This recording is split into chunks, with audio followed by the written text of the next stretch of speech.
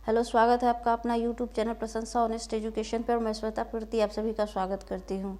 तो भी NCERT series चल रहा है और हम लोग कक्षा 8 की क्लास की एनसीईआरटी को कर रहे। आज हम लोग चैप्टर 6 करेंगे, हमारी आपराधिक न्याय प्रणाली। और हम लोग जो एनसीईआरटी थ्रू क्वेश्चंस करते हैं, जिससे कि क्या होगा कि इसी समझ विकसित होगी और इससे एमसीक्यू के माध्यम से ही हम चैप्टर को अच्छे तरीके से जो है समझ आधारित प्रश्न जितने भी बनने थे इसमें इंक्लूड किया गया है। और जितने भी ऑल स्टेट पीसीएस का एग्ज़ाम हो या फिर बीपीएससी टीआरडी 4 का एग्ज़ाम हो, सब में एनसीईआरटी के प्रश्न पूछे जाते हैं। और इसमें एमसीक्यूज़ में आप देख रहे होंगे कि कितने इसको कथन आधारित प्रश्न जो है इसमें ज़्यादा से ज़्यादा देने का प्रयास किया गया है, जिससे कि आपका क्या होगा, समझ विकसित होगी। और बाद में आप स्टैंडर्ड बुक को फॉलो कर सकते हैं, जैसे कि लक्ष्मीकांत बुक को पढ़ेंगे। और ये जो है हमारा क्लास वो एमसीक्यू के माध्यम से हम लोग एनसीईआरटी बुक को पढ़ने का प्रयास करते हैं। तो आइए शुरू करते हैं। सबसे फर्स्ट क्वेश्चन क्या दिया गया है, तो पहला क्वेश्चन दिया गया है यहाँ पे कि संविधान के अनुच्छेद 22 में क्या कह रहा है कि 22 के अनुसार प्रत्येक व्यक्ति को जो है अपना बचाव करने का मौलिक अधिकार है। क्या करने का, तो अपना बचाव करने का उसको मौलिक अधिकार है प्रत्येक व्यक्ति को। कौन सा अनुच्छेद कह रहा है, तो अनुच्छेद 22 कह रहा है। सेकंड कथन क्या है कि अनुच्छेद 39 क के अनुसार ऐसे नागरिक को जो गरीब हैं या वकील करने में असमर्थ हैं, उनको वकील मुहैया कराने की जिम्मेदारी राज्य को दी गई है। अब इन दोनों कथन में से हमें सत्य कथन का पता करना है कि सत्य कथन कौन है। तो यहाँ पे सही कहा गया है कि अनुच्छेद 22 के तहत क्या है, व्यक्ति को बचाव करने के लिए मौलिक अधिकार प्राप्त है ना। और अनुच्छेद जो है 39 क जो है, जो कि आपको क्या करता है, गरीब जो भी लोग गरीब होते हैं और या वकील करने में जो असमर्थ हैं उसको वकील मुहैया कराने की जिम्मेदारी किसकी होती है, तो राज्य सरकार की होती है। इस तरह आपका कथन 1 और 2 ये दोनों सही है। चलिए हम लोग आते हैं क्वेश्चन नंबर 2 पे। अब यहाँ पे दिया गया है कि गिरफ्तार व्यक्ति को प्राप्त अधिकार के संदर्भ में कौन सा कथन सही है। जो व्यक्ति गिरफ्तार हो जाता है, फर्स्ट कथन यहाँ पे दिया गया है कि गिरफ्तारी के समय उसे गिरफ्तारी के कारण जानने का हक है। अगर कोई व्यक्ति को पुलिस गिरफ्तार करती है तो उस व्यक्ति को उसके गिरफ्तारी का कारण जानने का हक है। फर्स्ट स्टेटमेंट है। सेकंड क्या कह रहा है कि गिरफ्तारी के 24 घंटे के अंतर्गत, कितने घंटे, 24 घंटे के अंतर्गत मजिस्ट्रेट के सामने पेश होने का अधिकार प्राप्त है। सेकंड कथन देख लिया आप लोग। थर्ड क्या कह रहा है कि गिरफ्तारी के दौरान या हिरासत में किसी भी तरह का दुर्व्यवहार या यातना से बचने का अधिकार है। थर्ड स्टेटमेंट हो गया। चौथा क्या कह रहा है कि हिरासत के दौरान दिए गए इकबालिया बयान को आरोपी के खिलाफ सबूत के तौर पर इस्तेमाल किया जा सकता है। पांचवा क्या कह रहा है, 15 साल से कम उम्र के बालक या किसी भी महिला को सिर्फ पूछताछ के लिए थाने में बुलाया जा सकता है। इसमें कह रहा है कि सत्य कथन को पहचानिए, सत्य कथन को पहचानिए।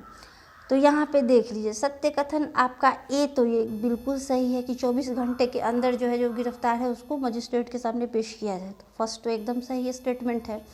सेकंड भी आपका सही है कि 24 घंटे के अंतर जो है वो मजिस्ट्रेट के सामने पेश किया जाए, किसको, तो गिरफ्तार व्यक्ति को। लेकिन थर्ड क्या कह रहा है, ये कि दुर्व्यवहार या यातना से बचने का अधिकार है। तो यहाँ पे थर्ड भी आपका सही है।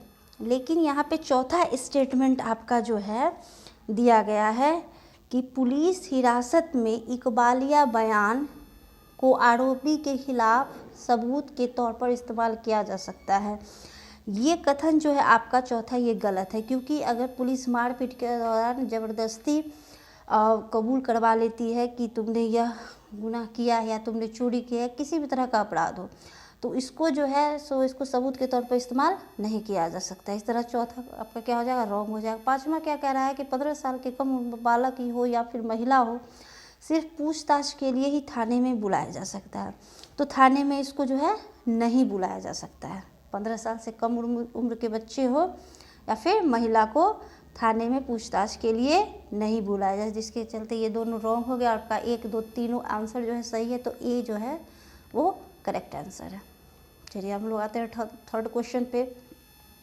थर्ड क्वेश्चन क्या कह रहा है कि किसी व्यक्ति को गिरफ्तारी के संबंध में निम्नलिखित विचार कीजिए। पहला कह रहा है कथन कि सर्वोच्च न्यायालय द्वारा किसी व्यक्ति की गिरफ्तारी, फिर हिरासत और पूछताछ के संदर्भ में पुलिस व अन्य संस्थाओं को DK बसु दिशा निर्देश जारी किए थे। ठीक है। सेकंड कथन क्या कह रहा है कि इन दिशा निर्देशों के अनुसार गिरफ्तारी या हिरासत में रखे व्यक्ति को अपने दोस्त, सगे संबंधियों को गिरफ्तारी के संबंध में जानकारी देने का अधिकार प्राप्त है। ये दोनों स्टेटमेंट पढ़े हैं। इन दोनों स्टेटमेंट में क्या कर रहा है कि सही कथन को बताएं। तो जो है ये दोनों कथन जो है आपका वो सही है, मिसप्रिंट था इसलिए वो नहीं लिखा गया। तो ये दोनों कथन जो है वो बिल्कुल सही है कि सर्वोच्च न्यायालय यानी कि सुप्रीम कोर्ट जो है के द्वारा एक दिशा निर्देश जारी किया गया था कि किसी व्यक्ति की गिरफ्तारी हो या फिर हिरासत और पूछताछ के संदर्भ में पुलिस एवं अन्य संस्थाओं को DK बसु दिशा निर्देश जारी किए गए थे। तो ये कथन भी सही है और ये कथन भी सही है, यानी कि 1 और 2 ये दोनों कथन सही है। अब चलिए सेम क्वेश्चन ही था। अब हम लोग आते हैं चौथे क्वेश्चन पे। चौथा क्वेश्चन भी कथन आधारित है, स्टेटमेंट बेस्ड क्वेश्चन है। तो फर्स्ट क्या कह रहा है कि किसी व्यक्ति द्वारा किए गए आपराधिक उल्लंघन को पूरी जनता के विरुद्ध माना जाता है। ठीक है, उल्लंघन को पूरी जनता के विरुद्ध माना जाता है। सेकंड क्या क्या, आपराधिक उल्लंघन की स्थिति में मुकदमा पीड़ित व्यक्ति की तरफ से राज्य द्वारा दाखिल किया जाता है। थर्ड है, शिकायतकर्ता को FIR की एक नकल प्राप्त करने का कानूनी अधिकार है। अच्छा, यहाँ पे FIR का फुल फॉर्म क्या होगा, यहाँ देखिए FIR का फुल फॉर्म यहाँ पे क्या हो जाएगा आपका, तो हो जाएगा प्रथम सूचना रिपोर्ट, यानी कि फर्स्ट, एक मिनट, हो जाएगा यहाँ पे आपका फर्स्ट इन्फॉर्मेशन रिपोर्ट, यानी कि प्रथम सूचना रिपोर्ट। FIR का फुल फॉर्म हो जाएगा फर्स्ट इन्फॉर्मेशन रिपोर्ट। ओके, तो अब यहाँ पे 3 कथन दिया गया है। कितने कथन दिया गया है, तो यहाँ पे 3 कथन दिया गया है और तीनों में जो कह रहा है कि सत्य कौन सा है, तो सत्य जो है आपका यहाँ पे तीनों सही है, यानी कि उपयुक्त सभी। किसी भी व्यक्ति द्वारा किए गए आपराधिक उल्लंघन को पूरी जनता के विरुद्ध माना जाता है। ठीक है, व्यक्ति द्वारा कोई भी अपराध का उल्लंघन जो कि करने पे जनता के विरुद्ध माना जाता है। ठीक है, आपराधिक उल्लंघन की स्थिति में मुकदमा जो है पीड़ित व्यक्ति की तरफ से कौन लड़ता है, राज्य द्वारा दाखिल किया जाता है और FIR की एक नकल प्राप्त करने का कानूनी अधिकार है, यानी कि कोई भी व्यक्ति जो FIR करता है उसको एक कॉपी जो है उसको प्राप्त करने का उसको कानूनी अधिकार है, यानी कि एक नकल जो है आपको मिलेगी, ये आपका अधिकार है। अब हम लोग आते हैं क्वेश्चन नंबर 5। क्वेश्चन नंबर 5 क्या कह रहा है कि संविधान द्वारा प्रदत्त अधिकार है ना, 6 प्रकार के प्रेजेंट में अधिकार जो प्राप्त है के संबंध में निम्नलिखित कथनों पर विचार कीजिए। तो इसमें कह रहा है कि संविधान के अनुच्छेद 21 के अंतर्गत जीवन के अधिकार का आश्वासन दिया गया है, बिल्कुल सही। किसी भी स्थिति में व्यक्ति के जीवन या स्वतंत्रता को छीना नहीं जा सकता है। 5 स्टेटमेंट है और इसमें से आपको क्या पता करना है कि कौन सा स्टेटमेंट जो है वो सही है, कौन सा स्टेटमेंट जो है वो सही है। ठीक है, तो यहाँ पे आपका हो जाएगा केवल एक। केवल एक कैसे केवल एक होगा, तो इसको हम लोग जानते हैं, यहाँ पे देखते हैं। तो यहाँ क्या कह रहा है कि 21 के अंतर्गत व्यक्ति को जीवन का अधिकार प्राप्त है ना, और यही अनुच्छेद इस बात का भी प्रावधान करता है कि किसी विधि द्वारा स्थापित प्रक्रिया के अनुसार किसी व्यक्ति को प्राण एवं दैहिक स्वतंत्रता से वंचित किया जा सकता है। ठीक है, प्राण एवं दैहिक स्वतंत्रता से वंचित भी किया जा सकता है। इस तरह जो है हम लोग देखेंगे कि सत्य कथन क्या हो जाएगा, तो केवल एक ही होगा। अब हम लोग आते हैं क्वेश्चन नंबर 6 के तरफ।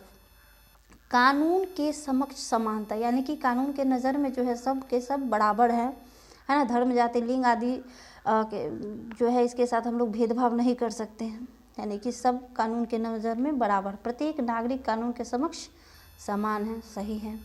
प्रत्येक नागरिक को न्यायालय के द्वारा निष्पक्ष सुनवाई का अधिकार है। इसमें हमें क्या पता करना है, तो इसमें हमें सत्य कथन का पता करना है। तो निष्पक्ष सुनवाई है ना, निष्पक्ष सुनवाई यानी कि मान के चलिए कि किसी ने किसी के ऊपर चोरी का इल्ज़ाम लगा दिया है ना, कि एक कोई घर है, उसमें कोई नौकर काम करता है, तो नौकर पे चोरी का इल्ज़ाम लगा दिया गया, लेकिन उसने चोरी नहीं की।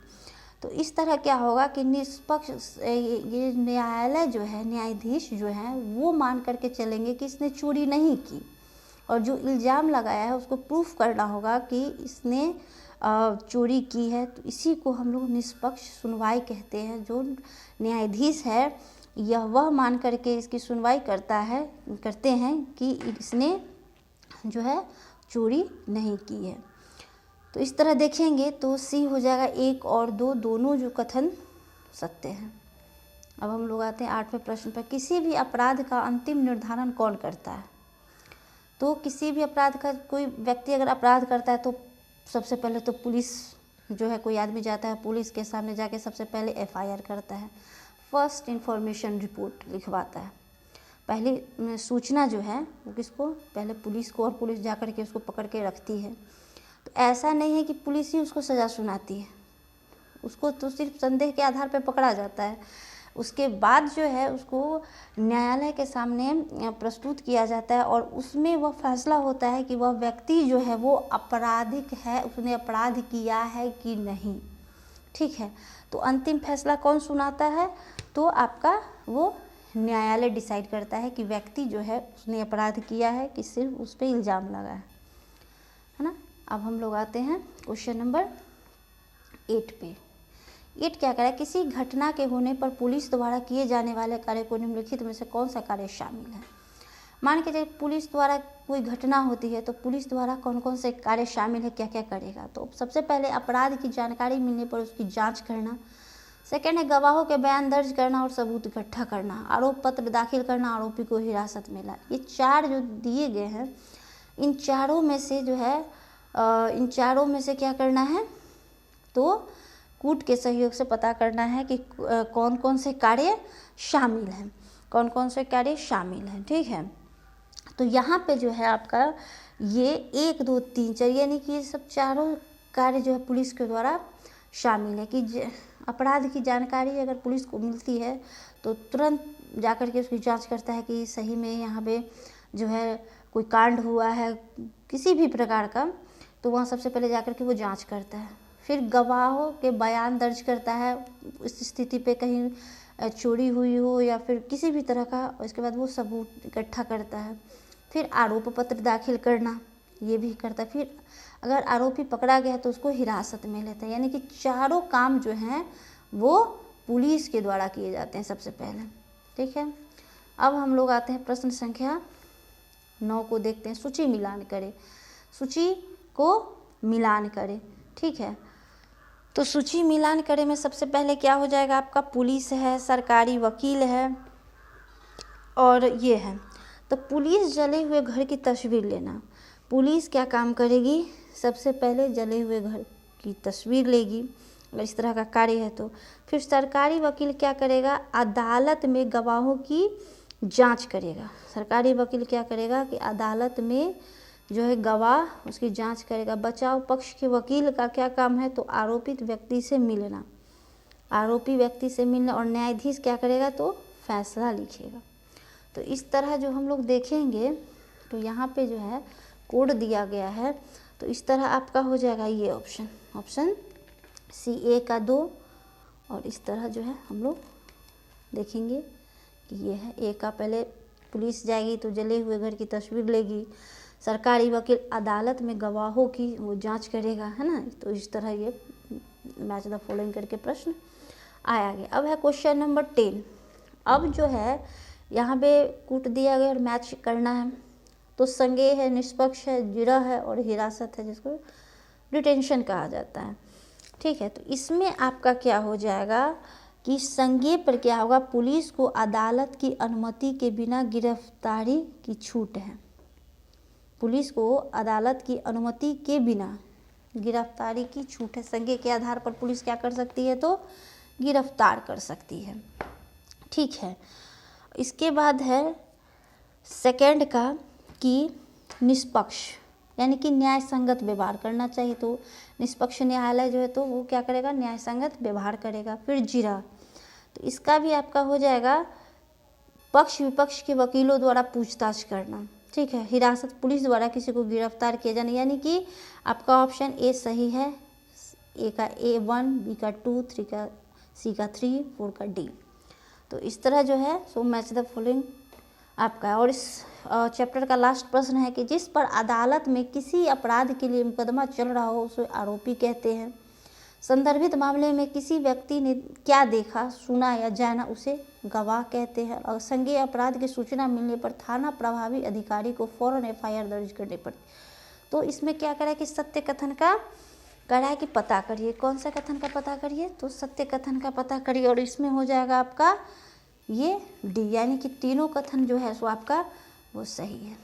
तो इस तरह हम लोग जो है सो MCQs के माध्यम से क्वेश्चंस किए हैं और NCERT थ्रू क्वेश्चंस हम लोग किए हैं, जो पूरी की पूरी NCERT बुक पे आधारित है। और इससे ही हम लोग क्वेश्चंस के माध्यम से ही पढ़ने का प्रयास करते हैं। तो आज की इस वीडियो में इतना ही।